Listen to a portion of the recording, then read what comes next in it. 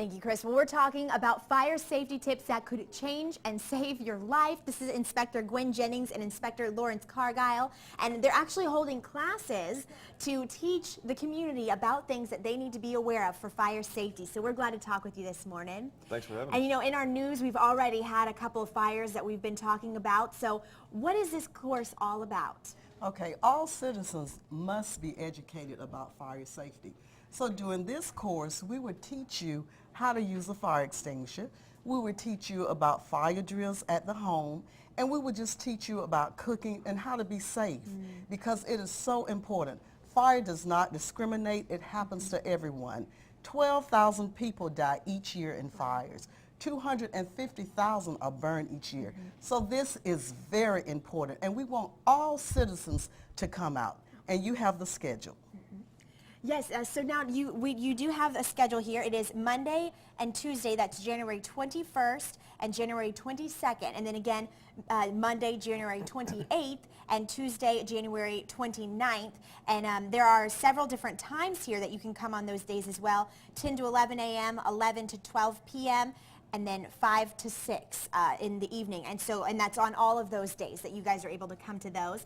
But you mentioned that this is going to be lively and entertaining. So I want to know, I love that you're trying to make this, because in these days, everybody wants to be entertained no matter what it is. Yeah. You guys are kind of taking hold of that. Yeah, there's not really a lot of fun, I guess, to be had with fire safety sometimes, but because of the way we work together and the working relationship that we have, we tend to joke around with each other, and so we make it a fun experience for everybody involved. So it's not one of those dull classes that just kind of drags by. It's very entertaining, and there's a lot to be learned, a lot of good information to be had. Good. And I can already tell this morning, just talking with them for a few minutes, that they're pretty good together. So I'm sure it would be a good thing to see. But who is supposed to come to these courses? All citizens, no matter what your age is, all citizens, and also the City of Albany, all employees. So you can be 2 to 92. You are welcome to come. Wonderful. And now, why do you think, of course, it's very important for people to learn this information?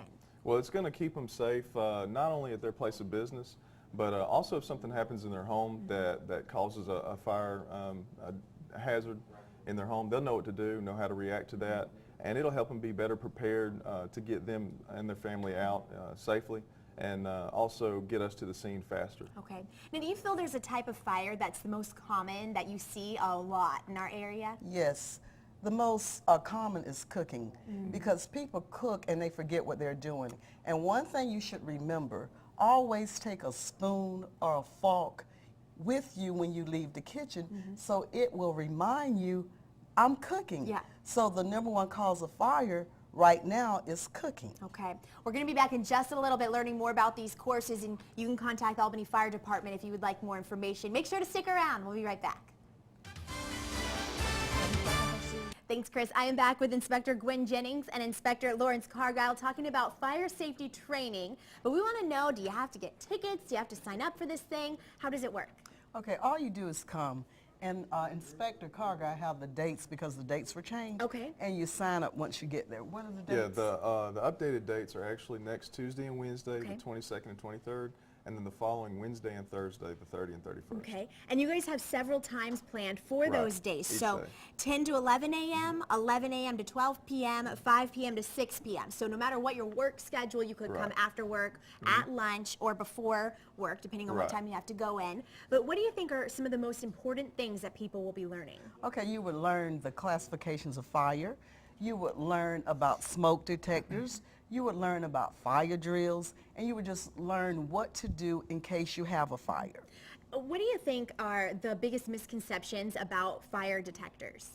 Well, a lot of people are, especially recently, have been confused on what types to buy because there's two main types of fire detectors. So we kind of clear, or smoke detectors. So we kind of clear that up during the class and pretty much let people know kind of what works for what is best to work for them. Okay. And so now this is open to anyone who would like to come. Yes, yes. We talked earlier about how the number one kind of cases that you see for causes of fires in our area is people cooking on the stove. And to me, I when I'm cooking, that I'm just very focused on that, and I want to eat it, so I'm trying to hurry. But I don't understand how people could forget that there was something. How do you think that people just forget about something Okay, like for that? one, people talk on the telephone. Do you talk on the telephone while you're cooking?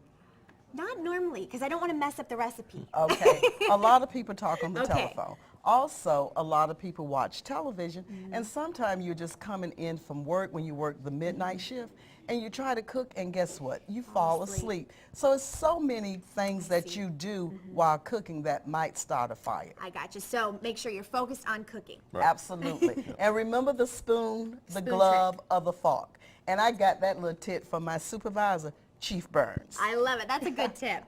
And you were going to say something. I was going to say also with the cooking fires, we see a lot of them are actually caused by children. When they come home, then maybe their parents are at work, and they'll start cooking maybe for the younger kids. You know, that's something that they aren't really prepared for, and that's kind of what we try to address in the class, is to help prepare your children to cook if they need to properly. So many, many different reasons, and Right. people are in all different stages of life and have different things going on, and it's easy to get distracted. Right. It really Absolutely. is. Well, we sure appreciate you guys coming in. Some wonderful tips this morning. And if you guys would like more information, just contact the Albany Fire Department, and they'll let you know everything you need to know about this fire safety training that's happening. Again, we hope that it goes really well. Thank you. Thank you so much. All right, Chris, back to you.